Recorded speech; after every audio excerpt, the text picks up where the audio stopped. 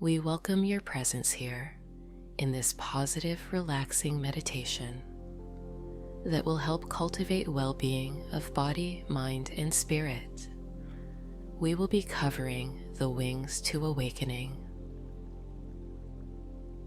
Now, find a comfortable position, either sitting up or preferably lying down. The wings to awakening constitute the Buddha's own list of his most important teachings. Toward the end of his life, he stated several times that as long as the teachings in this list were remembered and put into practice, his message would endure.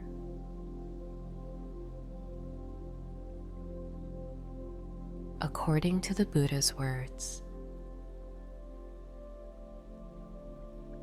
I lived in refinement, utmost refinement, total refinement. My father even had lotus ponds made in our palace.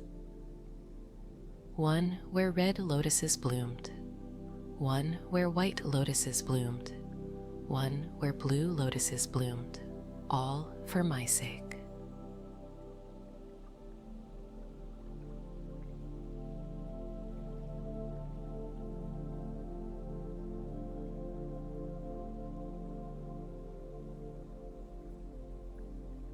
I used no sandalwood that was not from Varanasi. My turban was from Varanasi, as were my tunic, my lower garments, and my outer cloak. A white sunshade was held over me day and night to protect me from cold, heat, dust, dirt, and dew.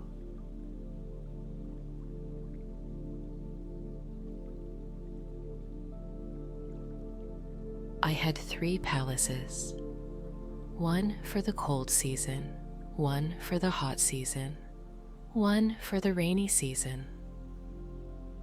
During the 4 months of the rainy season, I was entertained in the rainy season palace by minstrels without a single man among them, and I did not once come down from the palace. Whereas the servants, workers, and retainers in other people's homes are fed meals of lentil soup and broken rice, in my father's home, the servants, workers, and retainers were fed wheat, rice, and meat. Even though I was endowed with such fortune, such total refinement, the thought occurred to me: when an untaught, run-of-the-mill person, himself subject to aging, not beyond aging, sees another who is aged, he is horrified, humiliated, and disgusted, oblivious to himself that he too is subject to aging, not beyond aging.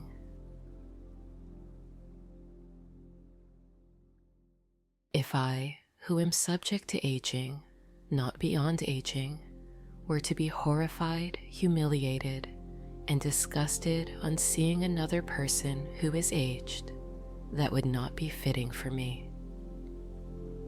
As I noticed this, the typical young person's intoxication with youth entirely dropped away.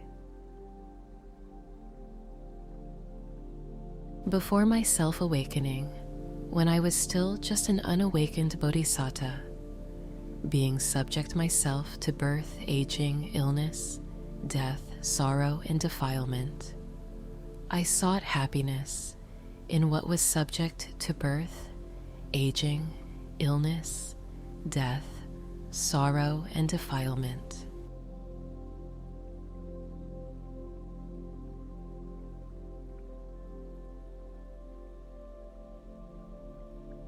The thought occurred to me: why am I being subject myself to birth defilement, seeking what is subject to birth defilement? What if I were to seek the unborn, unaging, unailing, undying, sorrowless, undefiled, unexcelled security from bondage, unbinding?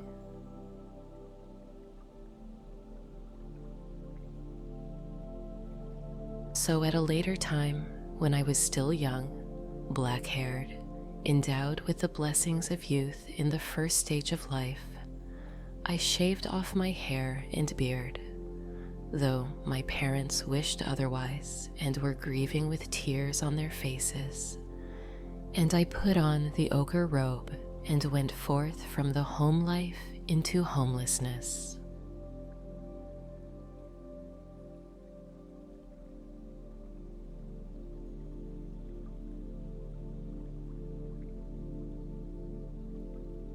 These passages are universal in their import, but a fuller appreciation of why the young prince left home for the life of a homeless wanderer requires some understanding of the beliefs and social developments of his time.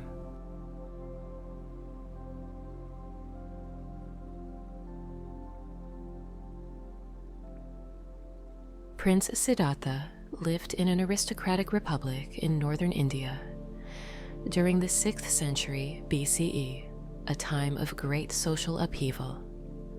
A new monetary economy was replacing the older agrarian economy.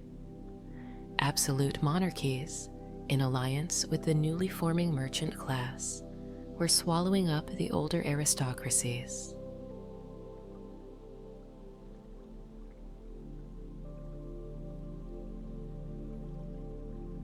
As often happens when an aristocratic elite is being disenfranchised, people on all levels of society were beginning to call into question the beliefs that had supported the older order and were looking to science and other alternative modes of knowledge to provide them with a new view of life.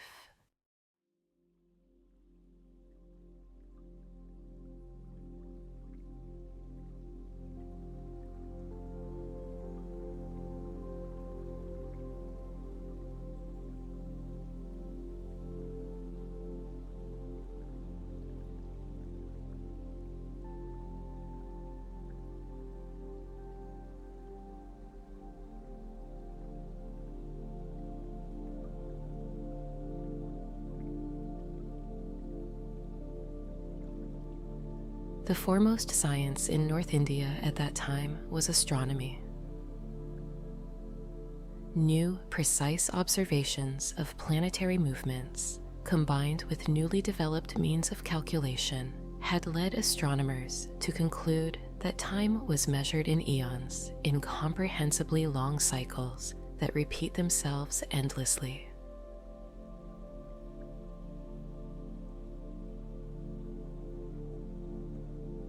Taking up these conclusions, philosophers of the time tried to work out the implications of this vast temporal frame for the drama of human life and the quest for ultimate happiness.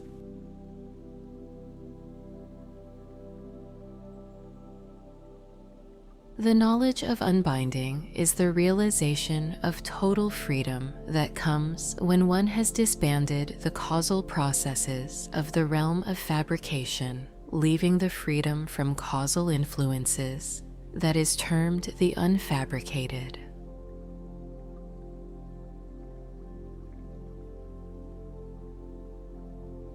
The Buddha's choice of the word unbinding, nibbana, which literally means the extinguishing of a fire, derives from the way the physics of fire was viewed at his time.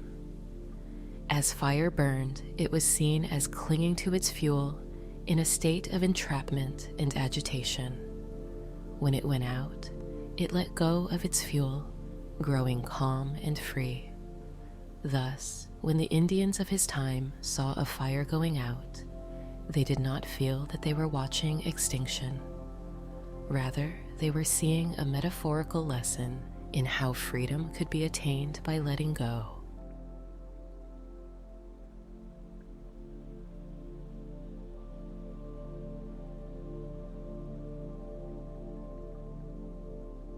The texts say that the Buddha spent a total of 49 days after his awakening, sensitive to the bliss of release, reviewing the implications of the insights that had brought about his awakening.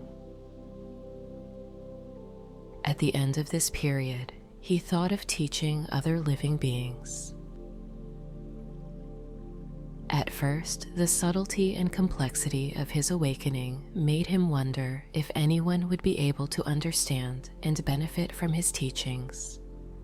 However, after he ascertained through his new powers of mind that there were those who would understand, he made the decision to teach, determining that he would not enter total unbinding until he had established his teachings, his doctrine and discipline, Dhammama Vinaya, on a solid basis for the long-term benefit of human and divine beings.